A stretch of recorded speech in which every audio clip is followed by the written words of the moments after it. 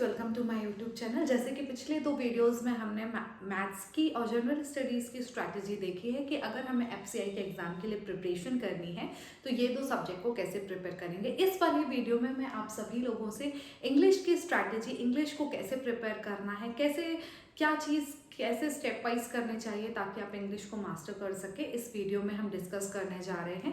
लेकिन चूँकि आप सभी जानते हैं कि इंग्लिश देखने में तो बहुत आसान लगती है कि हमें बन जाएगी, लेकिन असली मार्क्स हम इंग्लिश में ही खोते हैं, तो इस सब्जेक्ट को मास्टर करना बहुत ज़्यादा ज़रूरी हो जाता है।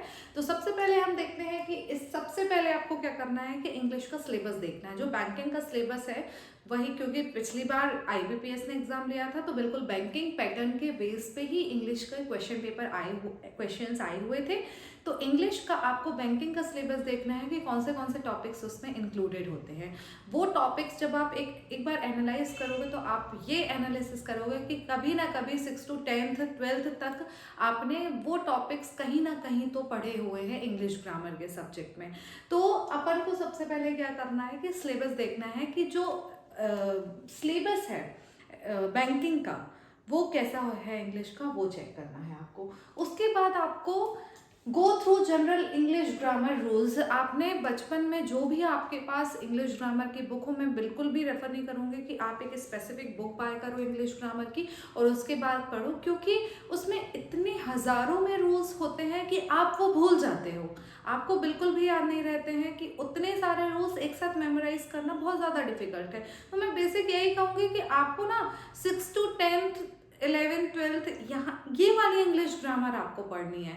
आप ये वाली इंग्लिश ग्रामर अगर आप पढ़ लोगे ना, आपको वो पूरा रिकॉल हो जाएगा कि आपने बचपन में क्या पढ़ा है, और वो बेसिक रूल्स ही क्वेश्चन पेपर में पूछे जाते हैं। कोई बहुत ज़्यादा ही मास्टरी वाला इंग्लिश ग्रामर इसमें नहीं आता है, बहुत बेसिक लेवल का इंग्लिश ग्रामर के रूल्स से रिलेटेड क्वेश्चंस इंग्लिश में आते हैं।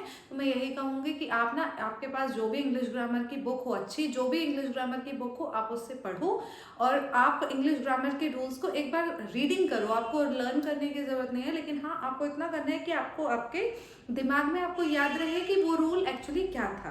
तो आपको वो इंग्लिश ग्रामर के रूल्स एक बार थोरो रीडिंग करनी है आपको। फिर क्या है, टेक एडिटोरियल सेशन डेली। अब क्या है कि अभी हमको एग्जाम्स में कई बार मीनिंगफुल वर्ड आ जाता है कि तो वो वर्ड्स हमें कैसे याद होंगे। तो आपको हर दिन एक एडिटोरियल का सेशन लेना है। यूट्यूब में आप सर्च करोगे इंग्लिश एडिटोरियल सेशन, जो भी आपको एडिटोरियल सेशन जो भी आपको पसंद आए, हर दिन आपको एक एडिटोरियल सेशन अटेंड करना है। इससे क्या होगा कि आप हर दिन 10 15 20 वर्ड्स नए सीखोगे, तो वो रिपीटेड होंगे एडिटोरियल सेशन में, वो बार बार रिपीट होंगे, तो आपको वर्ड्स बहुत सारे याद होंगे।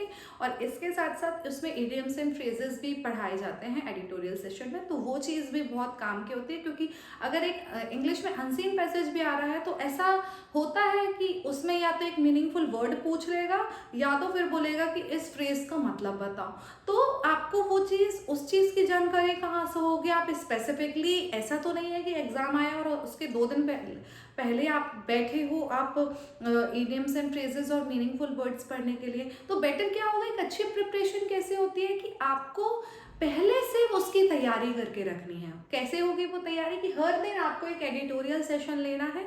जब आप एडिटोरियल सेशन लोगे आपको वर्ड्स याद रहेंगे, इडियम्स एंड फ्रेजेस याद रहेंगे, और कहीं ना कहीं जब वो एग्जाम आएगा तो आपको उसकी फिक्र नहीं होगी, आपको टेंशन नहीं होगी कि आपने वो चीज़ पढ़ी नहीं है। फिर जो है वॉच इंग्लिश यूट्यूब प्लेलिस्ट। अच्छा, अब मैम आपने इंग्लिश ग्रामर रूल्स पढ़ लिया, आपने वर्ड्स मीनिंग पढ़ लिया, जो मेन इंग्लिश का जो सब्जेक्ट आता है उसकी प्रिपरेशन हम कैसे करेंगे।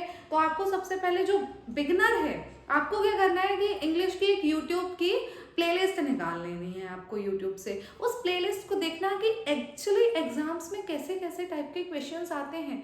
जब उस टाइप के क्वेश्चन से आप एक बार आप फैमिलियर हो गए, उसके बाद आपको बुक परचेज करनी है। आपको इंग्लिश की एक बुक परचेज करनी है, बैंकिंग से रिलेटेड जो भी इंग्लिश की बुक होगी उसे परचेज करनी है।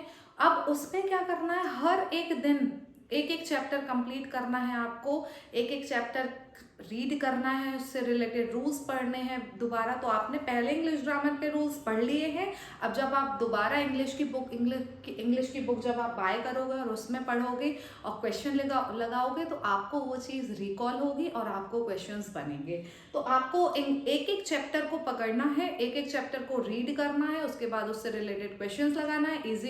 Easy level, difficult level, moderate level, ये सारे टाइप के क्वेश्चंस लगाने हैं। जब वो क्वेश्चंस आप लगाओगे तो आपको खुद समझ में आएगा कि इस चैप्टर का तो मैंने मास्टरी कर ली है।